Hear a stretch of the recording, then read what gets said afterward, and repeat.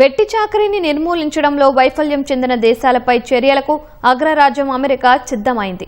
వెట్టి చాకరీ ద్వారా తయారయ్యే వస్తువుల దిగుమతులను అడ్డుకోవడంలో విఫలమైనందుకు భారత్ సహా 54 దేశాలపై 12.5% అదనపు సుంకాలు విధించాలని అమెరికా వాణిజ్య ప్రతినిధి USTR జేమిసర్ గ్రీర్ ప్రతిపాదించారు.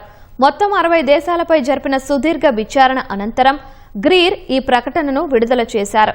బలవంతపు చాకరీ వస్తువుల దిగుమతిపై ఇప్పటికే పాక్షిక నిషేధం ఉన్నా లేదా ద్వైపాక్షిక వాణిజ్య ఒప్పందాల ద్వారా ఆంక్షలు విధిస్తామని హామీ ఇచ్చిన 6 ఆర్థిక వ్యవస్థలకు 10% అదనపు పన్నును గ్రీర్ ప్రతిపాదించారు.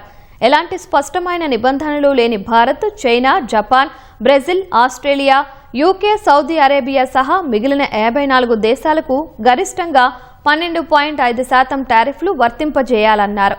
ఈ ప్రతిపాదిత పన్నులపై అభ్యంతరాలు, వివరణ ఇచ్చుకునేందుకు జూలై 6 వరకు అమెరికా సమయం ఇచ్చింది. జూలై 7న ఈ అంశంపై USTR నేరుగా బహిరంగ విచారణ చేపట్టనుంది.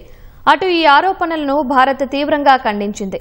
ఇలాంటి వాటిని ద్వైపాక్షిక వాణిజ్య చర్చల్లో పరిష్కరించుకోవాలని స్పష్టం చేసింది. తమ దేశంపై దర్యాప్తును నిలిపివేయాలని డిమాండ్ చేసింది.